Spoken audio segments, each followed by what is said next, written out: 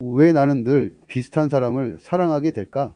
한 번쯤 이런 생각 해보신 적 있지 않나요? 왜 나는 자꾸만 상처를 주는 사람에게 끌릴까? 왜 이번엔 다를 줄 알았는데 또 비슷한 결말을 맞이하게 될까? 왜 내 연애는 자꾸만 똑같은 패턴을 되풀이하는 걸까? 처음엔 취향이라고 생각했어요. 이상하게 나를 들뜨게 만드는 그 눈빛, 말투, 혹은 무심한 태도. 왠지 모르게 끌리고 깊이 빠져들고 어느 순간 나는 또다시 그 사람에게 나를 다 내어주고 있죠. 그런데 말이에요. 이건 단순한 취향이나 우연이 아닐지도 모릅니다. 어쩌면 당신의 무의식이 아주 조용히 그러나 놀랍도록 정교하게 선택을 하고 있었던 겁니다. 무의식은 과거의 기억과 감정, 억눌린 상처, 익숙한 패턴들을 저장하고 있습니다. 특히 어린 시절 부모와의 관계에서 형성된 애착 유형이나 인정 욕구, 버림받음에 대한 두려움 같은 것들이 어른이 된 당신의 사랑 방식의 그림자처럼 따라다닙니다. 예를 들어볼까요?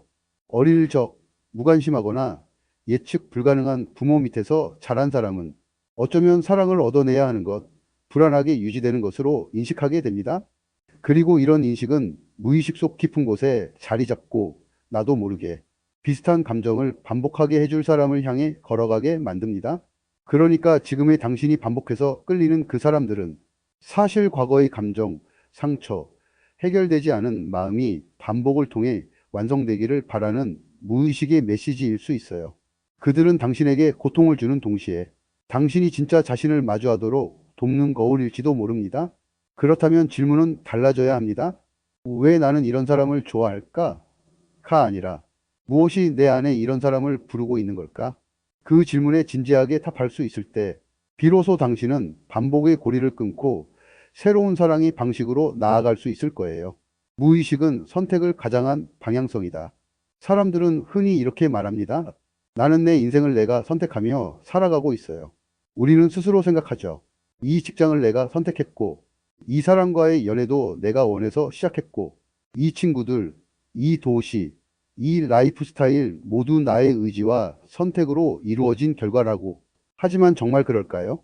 아무 의심 없이 내린 그 선택들 뒤에는 사실 아주 오래전부터 나를 조용히 조종해온 또 다른 나, 즉 무의식이 숨어 있을 수도 있습니다. 지그문트 프로이트는 이런 말을 남겼습니다. 우리는 무의식을 인식하지 못할 때까지 그것은 우리의 삶을 지배할 것이며 우리는 그것을 운명이라 부를 것이다. 처음 이 말을 들었을 때 소름이 끼쳤습니다. 무언가에 끌리는 것, 이유 없이 싫은 것, 도저히 설명되지 않는 반복적인 선택들. 이 모든 게 내가 아니라 무의식의 프로그램이 작동한 결과라면 한 사람의 예를 들어볼까요? 어릴 적 감정 표현이 서툰 부모 아래에서 자란 A는 사랑은 표현하지 않아도 느껴야 한다는 비언어적 규칙 속에서 성장합니다. 성인이 된 A는 반복적으로 감정을 잘 드러내지 않는 파트너를 선택합니다. 처음엔 매력적으로 느껴지지만 결국 그는 늘 외로움과 애정을 갈구하게 되고 관계는 실패로 끝납니다. A는 말하죠. 왜 나는 늘 비슷한 사람을 만나게 되는 걸까? 왜 내 사랑은 늘 이런 식으로 끝날까? 답은 명확합니다. 그의 무의식이 익숙한 감정을 되풀이하고 있었던 거예요. 안전하지는 않았지만 익숙한 감정. 무의식은 나를 나보다 더 잘 압니다. 내가 외면한 감정, 억눌렀던 욕구, 받지 못한 인정, 버림받았던 기억까지. 그 모든 정보가 무의식의 저장소에 차곡차곡 쌓여 있고 그 무의식은 언제나 익숙함을 추구하며 선택의 방향을 결정짓습니다. 마치 내비게이션이 아닌데도 알아서 나를 그 길로 이끌고 있는 거죠. 그러면서 나는 착각합니다. 이건 내가 원한 길이야. 그렇기에 진짜 자유로운 삶을 원한다면 우리는 우리의 무의식을 자각해야 합니다. 그 안에 어떤 믿음이 자리 잡고 있는지, 어떤 감정이 반복되고 있는지, 내가 정말로 원하는 것은 무엇이며, 내가 익숙해서 반복하는 것과 진짜 원하는 것은 어떻게 다른지를 무의식은 방향성입니다. 스스로 알아차리지 못하면 그 방향이 계속 나를 과거의 상처 속으로 이끕니다. 하지만 그 무의식을 마주하고 이해할 수 있다면 그 방향을 바꿀 수 있는 진짜 선택권이 나에게 생깁니다. 진짜 자유는 내가 무엇을 선택하느냐 보다 왜 그것을 선택했는지를 아는 데서 시작됩니다. 저의 이야기 같은 실수의 되풀이. 사실 저도 한때 무의식에 보이지 않는 손에 이끌려 같은 실수를 반복하며 살았던 사람이에요. 대학 시절, 저는 항상 나를 필요로 하는 사람에게 무의식적으로 끌렸습니다. 처음에는 그들이 나에게 의지하는 모습이 너무 따뜻하고 소중하게 느껴졌어요. 내가 누군가에게 꼭 필요한 존재구나. 그 생각만으로도 마음 한구석이 따뜻해졌고 그런 관계들이 운명처럼 다가왔습니다. 하지만 시간이 지나면서 그 따뜻함은 점점 무거운 짐으로 변해갔죠. 돌보는 역할이 점점 커졌고 그들의 문제와 상처를 감당하는 일이 나의 몫이 된 것만 같았습니다. 그들은 스스로 성장하거나 변하려 하지 않았고 나는 그 자리에 갇혀버린 것 같은 답답함과 피로감에 시달렸어요. 이런 연애가 세 번째, 네 번째가 되자 저는 비로소 깨달았습니다. 문제가 그들한테 있는 게 아니었구나. 문제는 내 안에 있었다는 것을 말이죠. 어릴 적부터 쌓여온 깊은 인정받고 싶은 욕구와 버림받을지도 모른다는 두려움이 내 무의식에 깊이 새겨져 있었고 그 무의식이 나를 그런 관계로 이끌었던 거예요. 그동안 나는 사랑받기 위해 돌봐야 한다는 내면의 목소리에 무심코 끌려다녔던 겁니다. 돌아보면 그때의 저는 선택하는 듯 보였지만 사실은 무의식의 방향에 이끌리고 있었던 거예요. 그 방향은 어쩌면 안전했을지도 몰라요. 익숙한 패턴이니까요. 설령 그 패턴이 나를 지치고 아프게 하더라도 낯선 변화보다는 익숙한 고통을 선택한 것이었죠. 이 깨달음 이후부터 저는 조금씩 무의식을 마주하려 노력했습니다. 왜 그런 사람들에게 끌리는지, 내 안에 감춰진 두려움과 욕구가 무엇인지, 그것을 알아차리려고 말이에요. 그리고 놀랍게도 그 과정을 거치면서 저는 조금씩 다른 선택을 하기 시작했습니다. 더 이상 무의식에 끌려가지 않고 내가 진짜 원하는 것을 향해 발걸음을 내딛는 법을 배운 거죠. 그래서 지금 이 이야기를 나누는 이유는 혹시 여러분도 저처럼 무의식 속에 숨어 있는 패턴 때문에 계속 같은 실수를 반복하고 있지는 않은지 스스로에게 물어보셨으면 해서입니다. 그 패턴을 인식하는 것, 그것이 진짜 변화의 시작이니까요. 내가 왜 이런 선택을 했을까?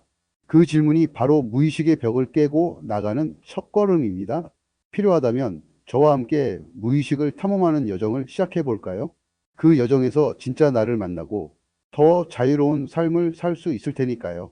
무의식의 연결은 현재를 왜곡시킨다. 우리 내면 깊숙한 곳에는 어린 시절부터 쌓여온 무수한 기억과 감정이 숨어 있습니다. 이 무의식은 단순한 기억 창고가 아니라 우리가 세상을 바라보는 렌즈 역할을 하죠. 그리고 그 렌즈는 과거의 경험에 의해 만들어져 때로는 현재를 왜곡시키기도 합니다. 생각해 보세요. 어린 시절 부모님이나 주변 어른들로부터 어떤 말을 자주 들었나요? 넌 부족해. 왜 그렇게 못해? 넌 항상 문제야. 이런 말들이 무심코 반복되면 우리 마음 깊은 곳에는 나는 부족한 사람이라는 감정의 흔적이 남게 됩니다. 이 흔적은 시간이 흘러도 쉽게 사라지지 않고 우리의 무의식 속에서 조용히 살아 숨쉬며 지금의 나를 만듭니다. 그 결과 우리는 나는 부족하니까 더 노력해야 한다. 완벽해야만 인정받을 수 있다는 신념을 갖게 됩니다. 이 신념은 무의식의 강력한 연결고리처럼 작동해서 삶의 여러 영역에 영향을 미치죠. 예를 들어 사랑하는 관계에서는 늘 상대방에게 진짜 나를 보여주지 못하고 완벽한 모습만 보여주려 애씁니다. 그러나 그럴수록 내면의 불안은 커지고 결국 자신을 진정으로 받아주는 사람보다는 자신을 계속 시험에 들게 하는 혹은 비판하는 사람에게 끌리게 되는 이상한 현상이 일어납니다. 일터나 사회생활에서도 마찬가지입니다. 실수하면 안 된다. 약해져서는 안 된다는 압박감 때문에 과도한 스트레스를 받고 스스로를 혹사시키는 악순환에 빠지기도 하죠. 이 모든 것은 무의식 속에 자리한 과거의 감정과 신념들이 현재의 선택과 감정을 왜곡시키는 무의식의 연결이 만들어낸 결과입니다. 하지만 중요한 사실은 이 왜곡된 렌즈도 바꿀 수 있다는 것입니다. 우리가 무의식을 의식적으로 들여다보고 숨겨진 신념과 감정을 마주할 때 비로소 그 렌즈를 닦아내고 더 명확하게 세상을 볼 수 있게 됩니다. 즉, 무의식의 연결이 우리의 현실을 구성하고 있지만 그 현실은 고정된 것이 아니고 우리가 깨닫고 바꾸려는 의지에 따라 변할 수 있습니다. 그래서 지금 이 순간 스스로에게 이렇게 물어보는 게 중요합니다. 내가 지금 보고 있는 세상은 진짜일까? 아니면 과거의 상처와 신념이 만든 왜곡된 렌즈를 통해 보는 건 아닐까? 이 질문이 바로 변화의 시작점입니다. 무의식의 깊은 연결을 이해하고 그것이 내 삶에 어떤 영향을 미치는지 깨달을 때 비로소 우리는 더 자유롭고 진실된 삶을 향해 나아갈 수 있습니다. 자유의지는 무의식을 자각하는 데서 시작된다. 우리는 모두 자신이 자유롭게 선택하며 살아간다고 믿습니다. 하지만 사실 무의식이라는 거대한 보이지 않는 힘이 우리 행동과 감정을 조용히 그러나 강력하게 이끌고 있다는 사실을 아는 사람은 많지 않습니다. 예를 들어, 왜 나는 늘 같은 유형의 사람에게 끌릴까? 왜 나는 어떤 상황에서 늘 무력감을 느끼는 걸까? 이런 질문은 단순한 호기심이 아닙니다. 사실 이 질문들은 당신을 무의식이라는 깊은 바다로 안내하는 문이자 자유로 가는 첫걸음이 될 수 있습니다. 무의식 속에는 우리가 알지 못하는 수많은 감정, 기억, 신념들이 숨어 있습니다. 어린 시절 겪은 경험, 부모님과의 관계, 사회에서 받은 메시지들이 고스란히 쌓여 우리 안에 강력한 프로그램처럼 작동하죠. 우리는 이 프로그램에 따라 무의식적으로 같은 선택을 반복하고 같은 감정에 사로잡히곤 합니다. 하지만 여기서 중요한 진실이 있습니다. 무의식을 모른 채 사는 한 우리는 그 프로그램의 노예일 뿐이라는 점입니다. 즉, 나라고 생각하는 내가 사실은 무의식의 명령에 따라 움직이고 있는 셈이죠. 그렇다면 자유의지는 어디서 시작될까요? 바로 무의식을 자각하는 순간입니다. 내 안에서 반복되는 감정과 행동, 끊임없이 되풀이되는 선택의 패턴을 관찰할 때 비로소 우리는 그 무의식적 프로그래밍을 인식하게 됩니다. 그리고 이 인식이 곧 자유를 얻는 첫 걸음입니다. 내가 왜 그런 사람에게 끌리는지, 왜 그런 상황에서 무력감을 느끼는지 질문을 던지고 그 답을 찾기 위해 내면을 들여다보는 행위는 단순한 자기 탐색이 아닙니다. 그것은 무의식에 숨겨진 잠긴 문을 여는 열쇠이며 내가 스스로 내 삶의 주인이 되는 순간입니다. 한번 이 과정을 경험하면 더 이상 같은 패턴에 갇히지 않습니다. 운명의 노예가 아니라 자신의 삶을 창조하는 능동적인 존재로 거듭나게 되는 거죠. 결국 자유의지는 모르는 것에서 아는 것으로 무의식 속에서 의식으로 나아가는 여정에서 시작됩니다. 당신이 지금 느끼는 의문과 혼란도 그 여정의 일부일 뿐입니다. 이 여정을 두려워하지 마세요. 무의식을 자각하고 마주하는 것은 때로 힘들고 낯설 수 있지만 그만큼 깊고 진정한 자유와 성장을 가져다 줄 것입니다. 당신은 이미 그 길 위에 있습니다. 그리고 그 길의 끝에는 자신만의 진정한 자유가 기다리고 있습니다. 결국 당신이 만든 현실은 당신이 바꿀 수 있습니다. 무의식은 정말 강력한 힘을 가지고 있습니다. 그동안 우리 안에서 조용히 때로는 눈에 보이지 않는 끈으로 우리 행동과 생각을 이끌어 왔죠. 그 때문에 우리는 같은 감정과 패턴을 반복하고 마치 정해진 길을 걷는 듯한 느낌을 받곤 합니다. 하지만 여기서 중요한 진실이 있습니다. 무의식이 아무리 강력해도 우리가 의식적으로 자신을 바라보고 변화하려는 의지를 가진다면 그 힘을 넘어서 변화가 가능하다는 점입니다. 우리 안에는 의식된 자아라는 또 다른 힘이 있습니다. 이 의식된 자아는 무의식의 영향을 받기도 하지만 동시에 그 영향력을 인식하고 거리를 둘 수 있는 존재입니다. 즉, 당신이 자신을 관찰하고 자신의 감정과 생각에 왜 이런 반응을 하는지 질문을 던질 때 그 순간부터 당신은 무의식과 거리를 두기 시작하는 거죠. 예를 들어 평소에 화가 나면 자동으로 반응하고 폭발하던 사람이 있다고 해봅시다. 그 사람이 어느 날 자신이 왜 화가 나는지 깊이 관찰하고 감정을 조절하는 방법을 연습한다면 어떻게 될까요? 처음에는 쉽지 않겠지만 반복하다 보면 화를 내던 습관에서 점점 벗어날 수 있습니다. 이처럼 당신도 무의식 속에 숨어 있는 감정과 반응을 알아차리고 그동안 자동 모드로 작동하던 행동을 의도적으로 바꾸는 연습을 할 수 있습니다. 물론 이 과정은 쉽지 않습니다. 무의식 속 깊은 감정이나 상처와 맞서는 일은 때로 힘들고 고통스럽기도 합니다. 하지만 그만큼 의미 있고 당신의 삶을 완전히 바꿔놓을 수 있는 기회이기도 합니다. 그렇게 의식적으로 자신의 내면을 탐구하고 변화를 시도하는 순간부터 당신은 더 이상 과거의 감정과 무의식적 패턴에 사로잡힌 수동적인 존재가 아닙니다.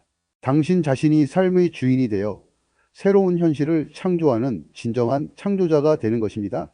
기억하세요. 과거의 경험과 무의식이 만든 현실은 분명히 당신의 일부였지만 그것이 당신의 전부는 아닙니다.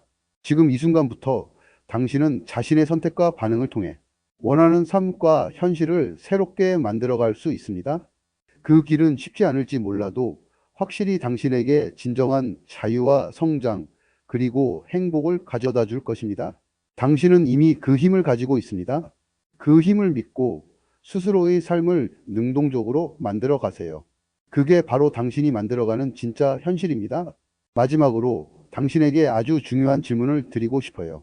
지금 이 순간 당신은 무엇을 반복하고 있나요? 어쩌면 하루하루 비슷한 감정에 사로잡혀 같은 실수를 되풀이하거나 늘 같은 상황 속에서 비슷한 패턴의 사람들과 관계를 맺고 있지는 않은가요? 그 반복 뒤에는 어떤 감정이 숨어 있을까요? 불안일 수도 있고, 외로움일 수도 있고, 혹은 인정받지 못한다는 두려움일 수도 있습니다. 이 감정들은 종종 너무 깊숙이 숨겨져 있어서 우리도 모르게 무의식 속에서 계속 작동합니다. 그런데 이 감정을 처음 느꼈던 순간을 떠올려 보신 적 있나요? 그 감정이 시작된 시점, 어쩌면 아주 어린 시절일 수도 있고, 특정한 사건이나 기억 속에 갇혀 있을 수도 있습니다. 그 순간을 돌아보는 일은 쉽지 않을 수 있어요. 그 감정을 다시 마주한다는 것은 때때로 마음이 무거워지고 아픈 기억을 다시 꺼내야 하기 때문입니다. 하지만 그게 바로 변화의 시작점입니다. 왜냐하면 우리가 반복하는 행동과 감정의 패턴들은 과거 그 처음 느낀 순간과 연결되어 있기 때문입니다. 그 순간을 이해하고 인정하며 마침내 그 감정을 받아들일 때 그동안 당신을 붙잡아 왔던 무의식의 사슬을 끊을 수 있는 힘이 생깁니다. 그리고 그 순간부터 당신의 삶은 완전히 다른 방향으로 움직이기 시작할 것입니다. 더 이상 과거의 무게에 눌려 수동적으로 살지 않고 스스로 선택하고 만들어가는 능동적인 삶이 펼쳐질 것입니다. 중요한 건 이것입니다. 그 변화는 운명이나 필연이 아닙니다. 그건 바로 당신이 선택한 새로운 현실입니다. 당신이 용기 내어 무의식의 문을 열고 자신의 내면을 깊이 들여다보기로 결심했기 때문이죠. 그래서 지금 이 질문에 솔직히 답해 보세요. 나는 지금 무엇을 반복하고 있나? 그 반복 뒤에 숨겨진 감정은 무엇일까? 그 감정을 처음 느꼈던 순간은 언제였지? 이 질문이 당신 삶에 새로운 빛을 비추는 열쇠가 되어줄 것입니다. 그 빛을 따라 한 걸음씩 나아가는 당신을 응원합니다. 당신은 분명히 새로운 현실을 창조할 수 있습니다. 그 시작은 바로 나를 향한 진솔한 질문에서부터니까요.